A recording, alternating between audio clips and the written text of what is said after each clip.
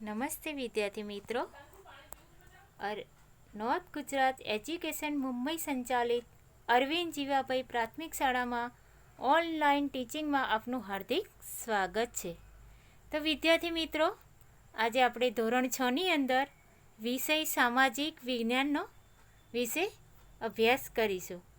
તો પાઠનું નામ છે આપણો ચાલો ઇતિહાસ જાણીએ. તો વિદ્યાર્થી મિત્રો, તમને પ્રશ્ન થશે કે આ ઇતિહાસ સામાજિક વિજ્ઞાન વિષય એ કેવો હશે? તો જેમ તમે ધોરણ 5ની અંદર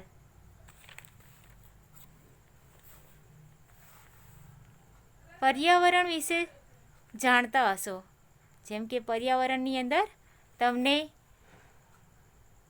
નાગરિક શાસ્ત્ર, ભૂગોળ જેવા પાઠો આવતા હોય છે. એવી જ રીતે સામાજિક વિજ્ઞાનમાં પણ એવા જ પાઠો આવે છે. એમાં પાઠ આપણો પહેલો છે ચાલો ઇતિહાસ જાણીએ. તો પાઠની શરૂઆત આપણે હવે કરીશું અને એનો અભ્યાસ કરીશું.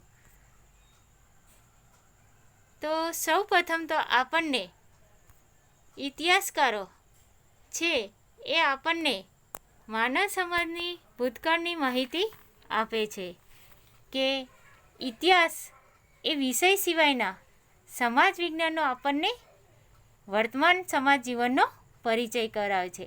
એટલે કે અત્યારે વર્તમાનમાં કેવું પરિવર્તન આવી રહ્યું છે તેના વિશે આપણને સમજાવે છે. પછી ઇતિહાસ એ માનવ સમાજના ભૂતકાળની માહિતી આપે છે. તમે દેખો કે ભૂતકાળની માહિતી આપે છે ઇતિહાસકારો, અને એના ઉપરથી જ એની મદદથી જ આપણે વર્તમાન કાળને જાણી શકીએ છીએ. કે જેમ કે આપણે વર્તમાનમાં જઈએ કે કયા કયા બનાવો બન્યા હતા અને અત્યારે એવો બનાવ બને તો આપણને એના વિશે જાણ ખબર પડે છે.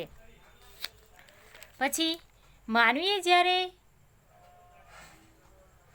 ભૂતકાળમાંનું જ્ઞાન લીધું ત્યારે એ જ્ઞાન લઈને અત્યારે વર્તમાન સમાજ જીવનને સમજ આપી શકે છે. માનવી જ્યારે અગ્નિનો ઉપયોગ શરૂ કર્યો ન હતો ત્યારે તેનું જીવન કેવું હતું? વિદ્યાર્થી મિત્રો, આપણને એવો પ્રશ્ન થાય કે જ્યારે અગ્નિ જ નથી કે અગ્નિ પ્રગટ થઈ જ નથી ત્યારે એ લોકો કેવું જીવન જીવતા હશે? એવા પ્રશ્નો આપણને મનમાં થતા હોય છે કે અગ્નિનો ઉપયોગ શરૂ ના કર્યો હોય. ત્યારે તમે દેખો છો કે અહીંયા તમને પિક્ચર આપેલું છે અને એ પિક્ચરમાં આપણને એ પિક્ચરમાં માનવીઓ દેખાય છે અને માનવીઓ તમે દેખી શકો છો કે એમને કપડાં પહેર્યા છે પણ પૂરા કપડાં પણ નથી પહેર્યા. એમનું રહેઠાણ છે પણ રહેઠાણના પણ એટલું બધું યોગ્ય છે નહીં. તમે દેખો કે શિકાર કરીને એક વ્યક્તિ છે એ લઈને આવે છે અને બધા ભેગા મળીને એ કાચું માંસ ખાય છે.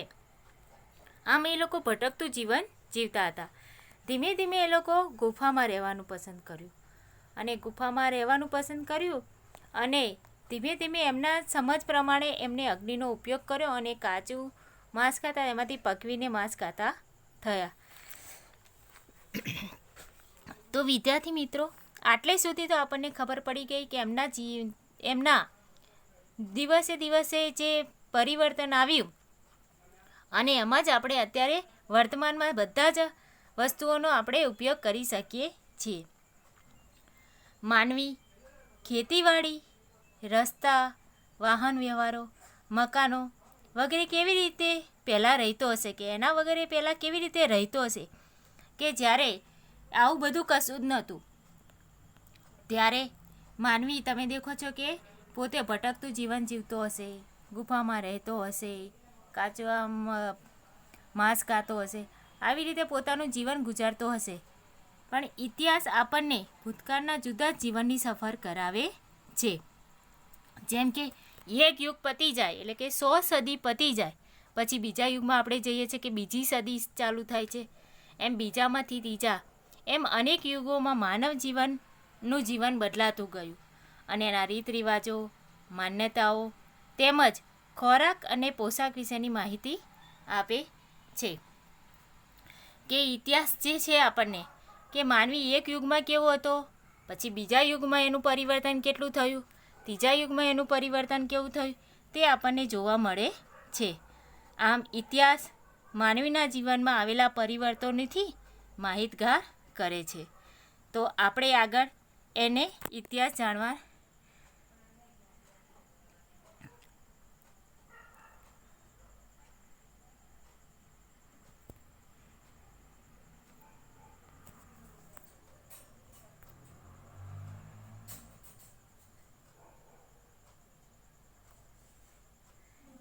જાણવાના સાધનો અને સ્ત્રોત.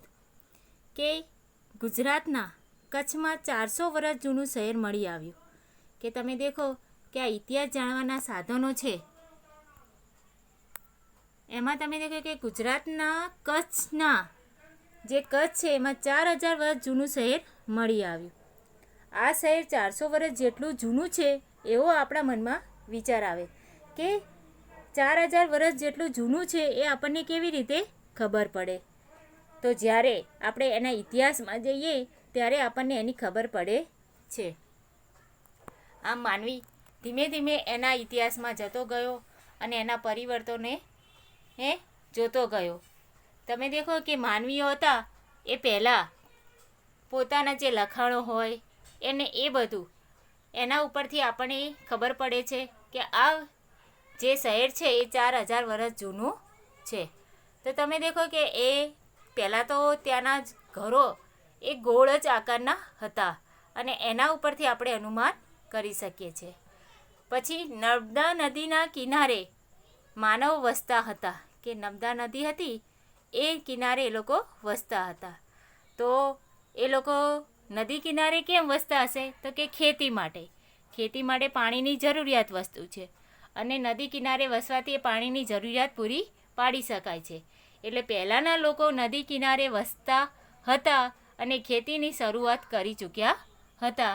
આ આપણે એના સાધનો અને સ્ત્રોત ઉપરથી આપણને ખબર પડે છે.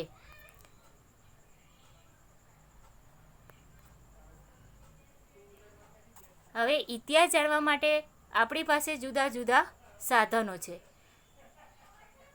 તો તમે દેખો કે તાડપત્રો એટલે પ્રાચીન સમયમાં માનવી લખવા માટે તાડપત્ર કે ભોજપત્રનો ઉપયોગ કરતો, જેને આપણે હસ્તપત્ર કહીએ છીએ.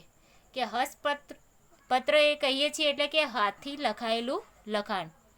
તાડપત્ર તે ત્રાડ વૃક્ષના પણ પર લખાયેલી હસ્તપત્રો અને ભોજપત્રો એટલે હિમાલયમાં થતા ભુજ નામના વૃક્ષની પાતળી આંતરછાલ ઉપર લખાયેલા પત્રો. તમે દેખી શકો છો વિદ્યાર્થી કે એ આ પત્રો આપણે એના ફોટા દેખેલા છે કે એનું લખાણ કેવી રીતનું હોય છે. આ તાડ વૃક્ષ છે કે તાડ વૃક્ષની જે પણ હોય છે અને એ પણ ઉપર આપણને એ લખવામાં આવતા પણ ઉપર જે હાથથી લખેલા પત્રો હોય તેને તાડ પત્રો કહેવામાં આવે છે. પછી બીજો ફોટો છે આપણે ભુજ વૃક્ષનો. તમે વિદ્યાર્થી મિત્રો ફોટો જોઈ શકો છો કે એ ભુજ વૃક્ષ ક્યાં થાય છે? તો એ ભુજ વૃક્ષ હિમાલય ઉપર થાય છે અને હિમાલયની તળેટીઓમાં આ ભુજ નામનું વૃક્ષ થાય છે. અને એ વૃક્ષ ઉપર એની આંતરછાલ ઉપર પહેલાં લખાણો લખવામાં આવતા હતા. તો પહેલું પડ જે છે નહીં પણ એના અંદરનું જે પડ હોય છે એને આપણે આંતરછાલ કહીએ છીએ અને એના ઉપર પહેલાં લખાણો લખતા હતા, જેથી કરીને આપણે જોઈ શકીએ છીએ કે એ આંતરછાલ ઉપર લખાયેલી પોથીઓ આજે પણ આપણને જોવા મળતી નથી. કેમ કે એ વખતે એ લોકોએ લખાણ તો લખ્યા, એમને સાચવી પણ રાખ્યા અને એ સાચવવા માટે એમને સૌપ્રથમ તો આવા હસ્તપત્રો મંદિરો અને મઠોમાં સચવાયેલા છે. તેનું લખાણ સંસ્કૃત, પ્રાકૃત અને તમિલ ભાષાના લખાણો મળે છે. કે તેનું લખાણ કઈ ભાષામાં આપણને જોવા મળે છે? તો આપણને એમ થાય કે વિદ્યાર્થી મિત્રો આપણને એવો પ્રશ્ન ઊભો થાય કે જે તાડપત્રો અને ભોજપત્રો હતા એનું લખાણ કઈ ભાષામાં હશે? તો આપણે તરત કહી શકીએ વિદ્યાર્થી મિત્રો કે સંસ્કૃત, પ્રાકૃત અને તમિલ ભાષામાં એ લખાણો મળે છે.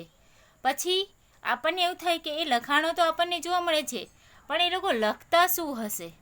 તો વિદ્યાર્થી મિત્રો આપણને એવો પ્રશ્ન ઉદ્ભવે કે પણ ઉપર હતું પણ એ લખાણો શું હશે?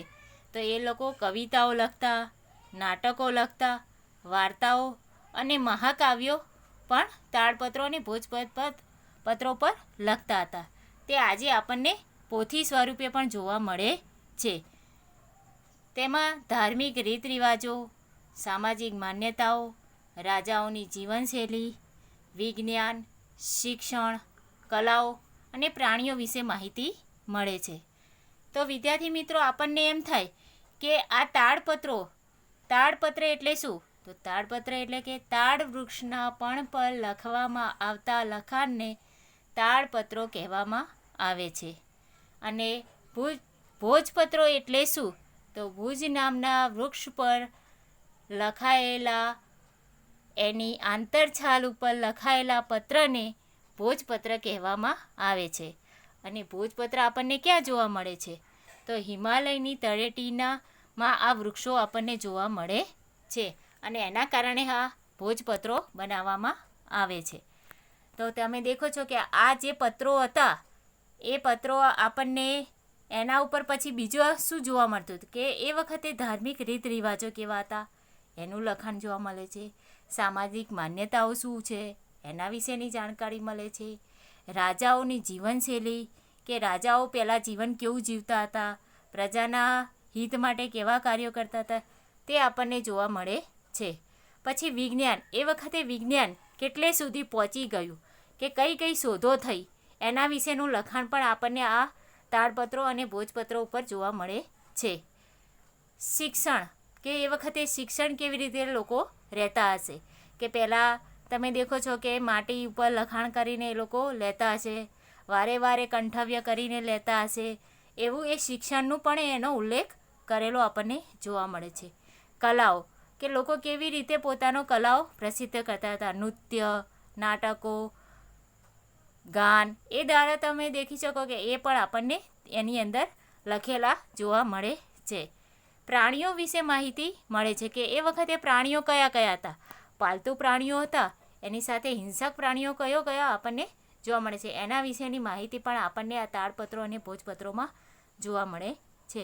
તો વિદ્યાર્થી મિત્રો, આટલા ટોપિકમાં તમને કંઈ પણ પ્રશ્ન ઉદ્ભવે કે કંઈ ખબર ના પડે તો વોટ્સઅપ દ્વારા પણ મને જાણ કરી શકો છો. હવે એના પછીનો ટોપિક આપણે આવતીકાલે શીખીશું.